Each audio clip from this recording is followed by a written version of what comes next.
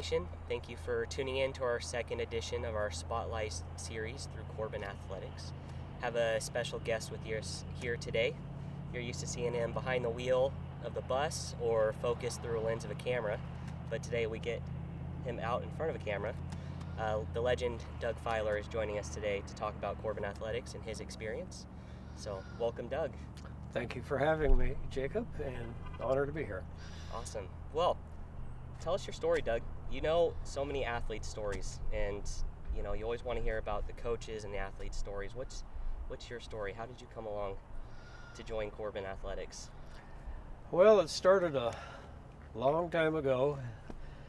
I started on the board of trustees in 1991, and when the teams would come over to Eastern Oregon, La Grande, and Caldwell, Idaho, I would go to the games and gradually became interested in the Corban Athletics. And one fateful night, we were going up to Eastern Oregon to watch both teams play basketball, and had a little pickup trouble there and had to get towed in. We missed all of the girls' game. Had the tow truck driver drop us off at the gym. Missed all of the girls' game, like I said, and about halftime at the guys' game. And I knew who Terry Williams was from being over here for board meetings, and so I just went up and introduced myself again to him. And before the night was over, he took us to dinner with the team, made sure we had a hotel room, and before they traveled on over the hill coming back home. And so interest in Corban Athletics started there. And when we moved here in 2000 from the farm in Eastern Oregon, he asked us to drive vans, and that's really how it just started out that way, driving vans. And a couple of years later, I saw a team was Cascade College, had a bus, and I go, the proverbial light bulb went off, and I thought, that looks like fun. And so it started from there. In 2003, we bought a bus and started out and went from there. Awesome. So what was that defining moment? Like, how did you get connected onto the board and that sort of stuff? What was that Well, like? it was through friends that suggested me as a possible candidate for the board of trustees, and just fell in love with the school. Over there we didn't have anything, a Christian school like this whatsoever. And so I really saw the need for it and just fell in love with the school and tried to steer every high schooler this way that I could have influence over. And eventually we had the opportunity to get off the farm, and so we moved here really not knowing what we were going to do. So, and just kind of went from there. So that defining moment was kind of running into Terry and just his hospitality. Into Terry Williams, yes. It was, that was when he asked us to drive, and we just enjoyed traveling with the teams and went a step farther. So what are some of the things that have stood out to you about the athletic department over the last 20 years? Well, I think it's really improved. I hate to say it this way, but then in the start it was just, let's field a team and go out there and compete the best we can. And over the years we've put more emphasis on getting better teams, better coaches. Not that all the coaches were bad in those days, but his emphasis has been put a little bit more on competing well than just being out there on the floor. And so that's been exciting to see, is the distance we've come. Never used to think we could even compete in NAIA nationals or anything like that, and now we're up and doing quite well at them, and it's really fun to see. Awesome. So how's Corban made an impact on you personally, just through this time? Oh, it's made a huge impact, Jacob. I spent a lot of years on the farm, a lot just out there on a tractor by myself, and I worked with people, of course, and had friends, but it was just getting into a group of Christians and going from there, and it's just given me a purpose in life in my retirement years. Never thought I'd be a bus driver, but all of my history with farming and big equipment, it was not a stretch to get into a bus and start driving it. But when we moved here, I didn't have a clue I would have a bus and drive teams around. wasn't even a thought in my mind, but just the Lord leads you in different ways, and it was just something I felt that, the Lord really directed me to that. I like to say I wasted all the years farming, 33 years farming, when I could have been a bus driver, so it's been a grand deal, and all the families we've met, student athletes. A couple of sayings bus drivers have. One is all my problems are behind me, but it's never really been that way. I've never had a student athlete that I would say rather not had on the bus. They've all been great, very supportive of me and appreciative of what I was doing. Another bus driver saying is girls' teams smell better after their games than guys do before their games. So, and that's pretty true. So, but it's been a very fun road for me. One family I think of in particular is the Mendenhall family. I had one or more of their older kids for the first 12 years. I had at least one of their kids on the bus. And even Trevor, who's on the soccer team now, he was on the bus when he was about 3 years old. Wanted to ride with his older sister Kim. So it's been fun. Met a lot of great people. A lot of families will travel to all their kids' games when they get, especially when they're seniors, and it's just so I get to know a lot of families from all different walks of life, and it's been a real blessing to me. So yeah, I think that's one thing that you've always done a great job of, just talking to my wife Katie, who sister Sadie played here, and just telling her that, hey, we're gonna interview Doug today, and her being like, man, every time we go to a game, oh, you're Sadie's sisters, and make a point to step out and say hi to the family and take that opportunity to know them. That it's not just about their kid that's here, but it's a whole family that attends Corban in one way or another. It is. It's very family oriented, and it's just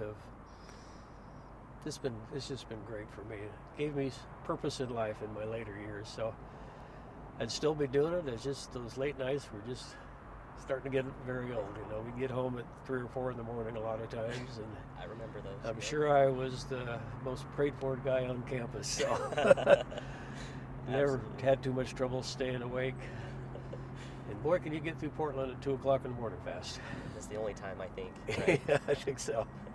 Well, before we talk about Corban and Salem, what about Corban, all those visiting, locations that you drove that bus to? What impact did you see Corban make on those local communities? Oh, time and time again, I've had, people at restaurants, waiters, and comment on how good the people are. In fact, just a couple of months ago, we were over in Baker City with our RV group, and I think we were having breakfast, and I had a Corban shirt or something on, and a lady I remember the restaurant. It's the only time I've been there in downtown LeGrand, but we came in with the volleyball team pretty late.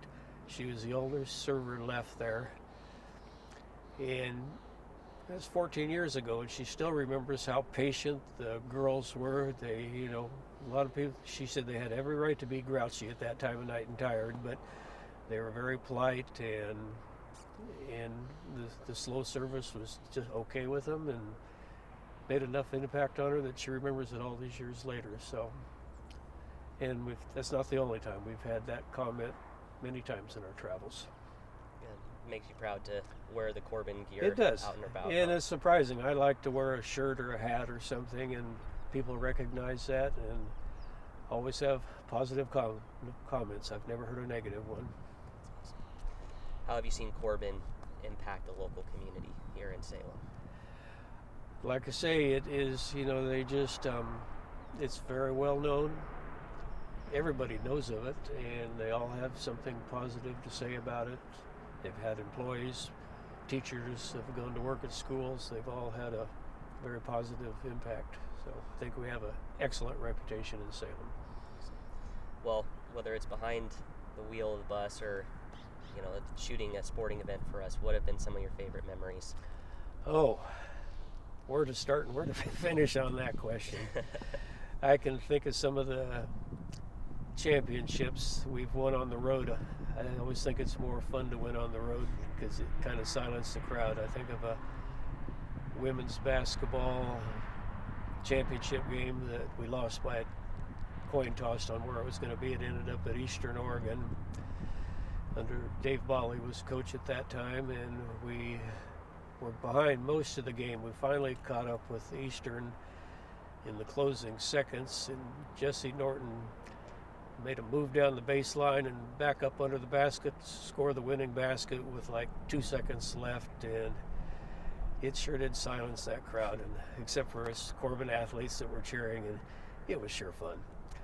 And another one was a men's basketball tournament under coach was Austin Johnson, and we finished like last in the conference. We're like last team in, like at 8th, and they just went on a run. I missed the game at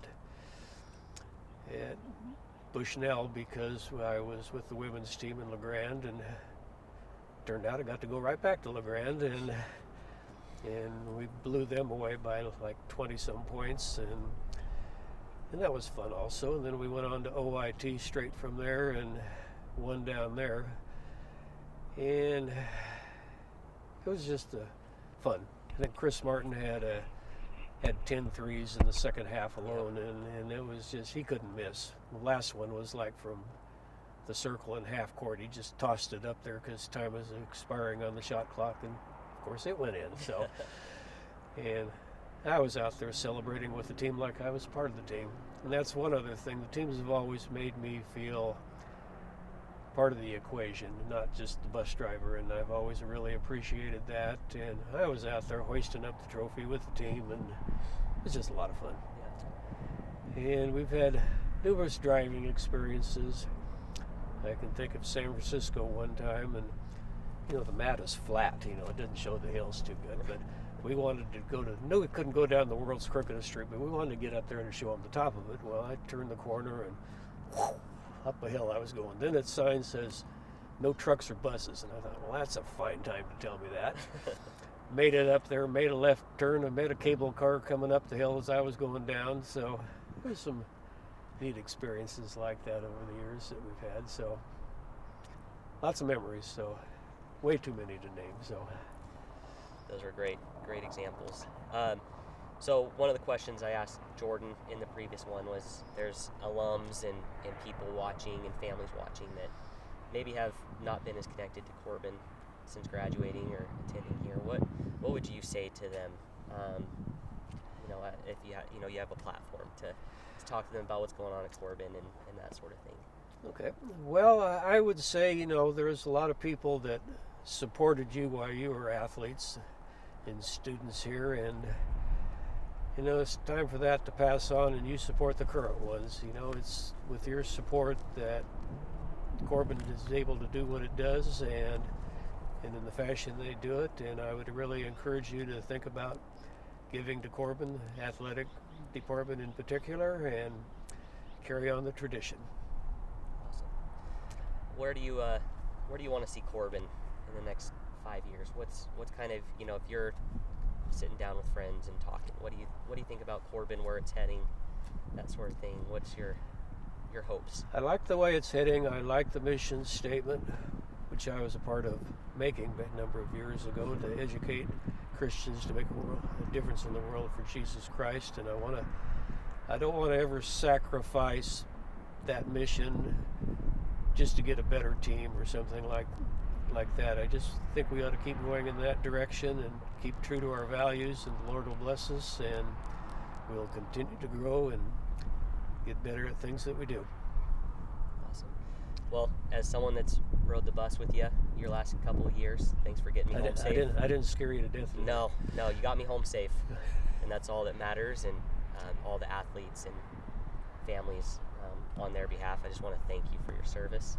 And it's just fun to still see you behind the lens at games, taking pictures, and just around Corban. And so we're just thankful for all that you did sacrificially. Thank you for having me. Some game I ought to not take a picture because I only see a narrow part of the game. I see where the ball is, and I don't really see the whole picture. But I just can't put the camera down. I just like to do that. So I'm glad that people enjoy those pictures, and I'll continue to do that as long as I can. Awesome. Well, thank you for sitting down with us today, Doug, and thank you for tuning in and watching. Looking forward to our next one. Have a great day, Warrior Nation. Okay. Thank you.